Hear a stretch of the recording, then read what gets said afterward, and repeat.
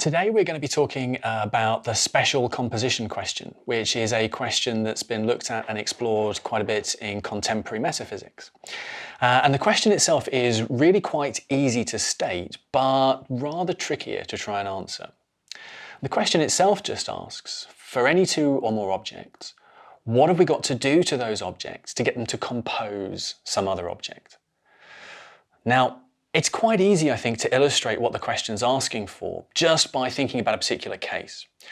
Okay, so imagine that it's Christmas morning and you come tearing down the stairs and all the presents are wrapped up beautifully in front of you. You launch yourself into them and there's sheets of wrapping paper coming off left, right and centre.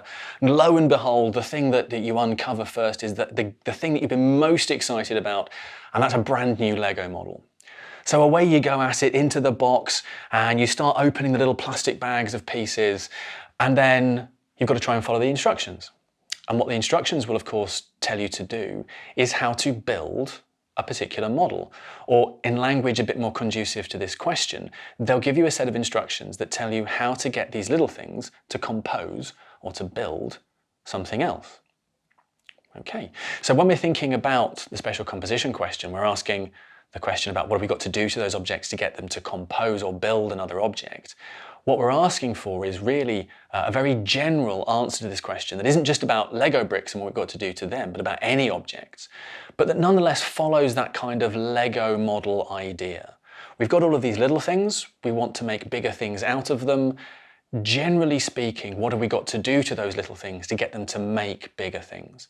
And we're after an exceptionless answer to this question.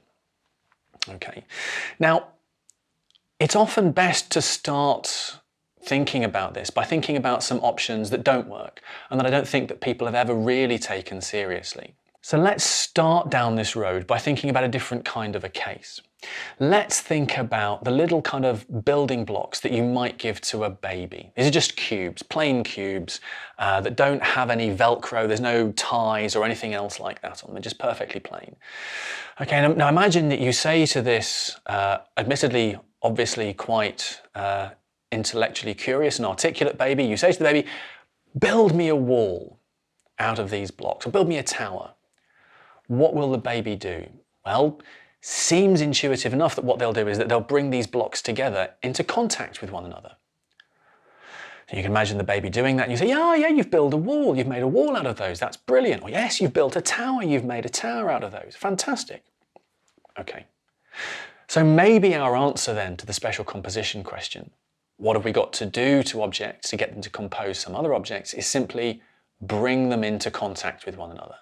Perhaps this contact answer is the right answer to the question. Unfortunately, it's not going to work out. In fact, there is a counterexample that looks like it's probably right in front of you right now. So if you have a look at me, I'm wearing glasses, I've got a shirt on. We don't somehow compose some new object just because we're in contact with one another. So there isn't a Jonathan Glasses composite object, or so we don't normally think. There isn't a Jonathan shirt. Similarly, if I'm standing on the floor, I don't compose a Jonathan floor just by being brought into contact with it. So this contact answer doesn't look like it's going to work, even though it is somewhat intuitively appealing.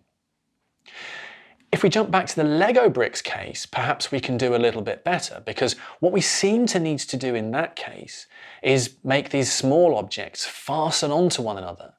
It's when we fasten them that we get a composite object. And it looks like that's going to help us out quite nicely with the case involving me and my glasses, because we're not fastened to one another. And we don't want to say that me and my glasses are a composite object and fastening gets the right answer. Fastening says that composition occurs when and only when you fasten these things together. No fastening here, so no object. Excellent. But unfortunately, fastening isn't going to work either. Think about a case from science. Think about a molecule. We'd ordinarily want to say that a molecule is a composite object. It has parts. There are various other subatomic particles that make it up. Great, but these things aren't fastened to one another. Rather, there are particular forces that bind them and control them and hold them together.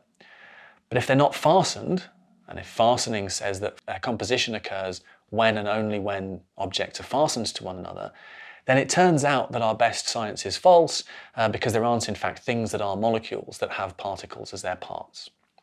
So much the worse for fastening. Now, I said that those were two interesting sorts of ways of starting to think about the special composition question, but that no one had really seriously defended either view. So what views have philosophers defended then? Well, the first one that we're going to have a look at, and that's quite an extreme answer to the special composition question, is called unrestricted mereological composition, or sometimes, and slightly more straightforwardly, universalism. Now, universalism is really easy to state as an answer to the special composition question.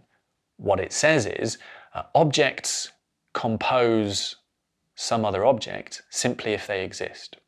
So for any two objects you like, there is some composite object that's made out of them. Okay, now this is an extreme view for reasons that might be obvious to you already, but we should work through the consequences. So think about me. I'm a composite object, I'm a thing, I'm an entity. Think about the moon. Similar sorts of things can be said. Now the universalist says that whenever you've got two objects, there's a third object composed out of them. So that means that if there's me and there's a moon, then there's a Jonathan moon, automatically, because for any two objects you like, there is an object that's composed out of them. And we can carry on like this, multiplying entities really, really straightforwardly. There's a Jonathan shoe, there's a Jonathan car, there's a car horse, there's a car moon. We could go on and on and on, because all of these different things that I'm mentioning, cars, moons, shoes, and so on, are objects. They exist, and in that case, there are composite objects made out of them, and any other object that exists. So that's a fairly extreme view, and indeed it might seem to you to be altogether too extreme as a position to hold. Now the universalist is aware of this objection, that this is kind of an extreme view, and what they're going to do in reply is they're going to make 2 points. The first point they're going to make is that they don't have an underpopulation problem. All they would mean by this is just that they have enough composite objects. So I exist, tables exist, chairs exist, fantastic. Why? Because there are lots of little objects that compose us. And the universalist says indeed that that does happen. Their problem is rather different though. It's to do with an overpopulation. They seem to have too many composite objects. Those things like Jonathan moons that we were talking about. So having established that they don't suffer from an underpopulation problem, they then try and tackle the overpopulation problem. And they do so by saying that although these things do exist, these strange, baroque and bizarre objects like Jonathan moons, that we find them strange is just because we don't really care about them. They don't look like they play interesting or important parts of our lives. And because they don't look like they do that, we don't pay any attention to them, and so we don't talk about them as being composite objects. But that's why we find them strange, because we're not used to thinking about them. Anything that you're not used to thinking about can be a bit strange to start with, after all. So that's how the universalist might try and block that sense of this being a problematic commitment of their view. Okay. Nonetheless, you might still be feeling a little bit uneasy about there being quite so many composite objects. So a different view that we can then think about is really going to flip in completely other direction. I said that universalism was extreme. Well, this next position, mereological nihilism, is extreme, but in an altogether different way. Mereological nihilism says that for any two objects that you have, they never compose another. So composition never occurs. There might be partless objects that we can call simples, perhaps easier to be identified with fundamental particles, but those are the only things that there are. There simply aren't any composite objects. So there aren't tables, there aren't chairs, there aren't people, there aren't galaxies, there aren't solar systems. We can go on and on and on. Anything that you might think of that's a putative composite object simply doesn't exist because composition never occurs. Now again, just as we said for the universalist that there are problems, so that looks like it's going to be a problem for the nihilist. But notice what's happened here. The nihilist does not have an overpopulation problem. The nihilist does not have too many composite objects. That looks like it's a point in favour of nihilism. Of course, the nihilist also looks like they don't have anything like enough composite objects. So what will the nihilist say here?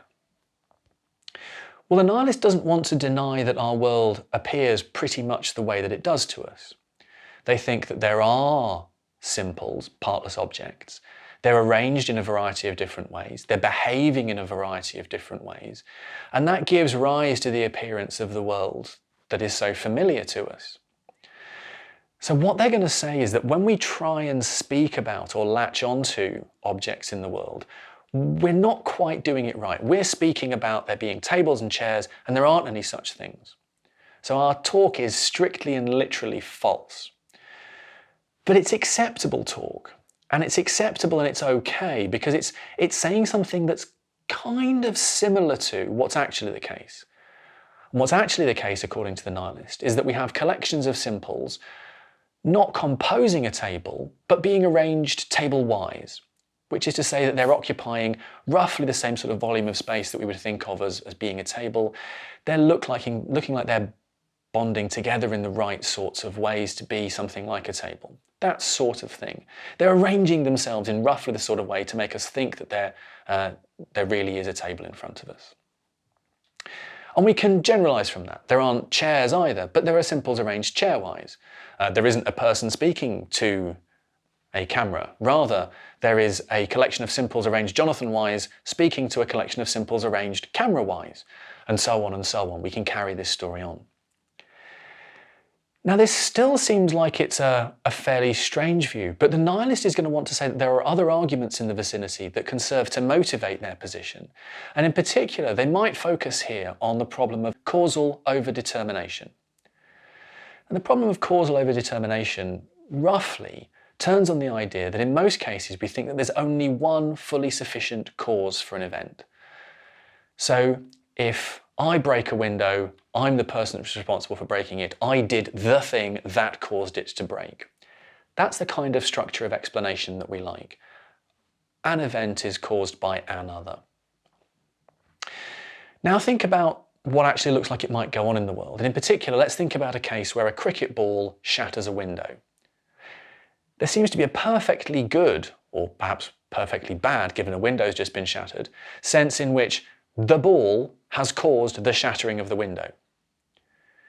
But if we dig down into the physical details a little bit, it also looks to be a perfectly good sense in which the particles that we think of as composing the cricket ball have caused the particles that we think of as composing the window to behave in a particular way, to sort of demonstrate or embody this kind of shattering behavior. So now it looks like we've got two kinds of cause going on here. We've got the cricket ball causing the window to shatter, and we've got a collection of particles causing another collection of particles to behave in a particular way. And if we're of a mind that we think that we should have a cause for an event, this looks like it's problematic because it looks like we have two causes going on here. We have one at the macroscopic level of the ball and the window, and another instance of causation at the level of the particles. Of course, what the nihilist is going to say here is, well, there are no composite objects. There is no ball, there is no window. So all we have is this causal story that's going to go on at the fundamental level. So much the better for my view, says the nihilist. Nonetheless, it is still a fairly extreme view. And of course, we might worry about the efficacy and the power of those sorts of causal overdetermination arguments. So is there a view then that looks like it's consistent with our intuitions about when composition occurs? Is there a view that doesn't suffer from an overpopulation problem and doesn't suffer from an underpopulation problem? Well, perhaps, but it looks like these views might also suffer from some different sorts of problem. It's surprisingly difficult to come up with a position that looks like it's going to get things exactly right. One candidate view is a view called brutal composition. And this is the idea that when composition occurs is simply a brute fact. There's no theoretical explanation that I can give you that looks anything like a universalist answer. Composition occurs when there are two existing objects, or a fastening answer that says that composition occurs when we fasten things together. What the brutalist will just say is that, well, there's plausibly an infinitely long list of all of the occasions, all of the circumstances in which composition occurs, and that great big list is the answer to the question, when does composition occur? It occurs in such and such a case, and such and such a case, and such and such a case, and so on and so on and so on and so on and so on. And of course, it's possible that that position is consistent with our intuitions, assuming that all of those cases are in fact ones that we think of where there is indeed composition. So it looks like that view might have something going for it there. But it also looks like it's a kind of somewhat unsatisfying theoretical answer to a question that feels sufficiently simple as to warrant a nice, clean, elegant explanation. So think about the kind of questions that often grip us when we're thinking about philosophy. What is goodness? What is truth? What is right? What is wrong? These sorts of things. We don't normally want to answer those sorts of questions by going, well, in such and such a case, and such and such a case, and such and such a case, let me give you a potentially infinitely long list of cases. There's my answer to your question. That doesn't look like it's doing any kind of unificatory or explanatory work of the sort that we might normally reach for in a philosophical thesis. So this brutal view of composition, that when composition occurs is simply a brute fact, it's this infinitely long, non-informative list of cases when composition occurs, doesn't look like it's going to do the sort of work for us that, philosophically speaking, we might normally want.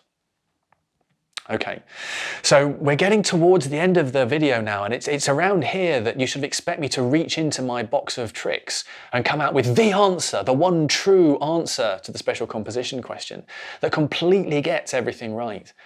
And I'm afraid that I don't have it. But one of the enduring fascinations, I think, with this topic, with this question, is that it is quite so hard to answer what looks to be quite such a straightforward question. When does composition occur? When you've got two objects, what have you got to do to them to get them to make some other, to compose some other?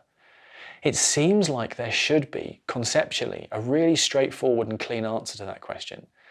And that there isn't, and that I can't provide you with one here and now, is something that I find enormously fascinating, and it's currently scope for lots of research that's going on in contemporary metaphysics. So, no answers to the special composition question that look like they're going to do everything we want for them, but a fascinating question nonetheless.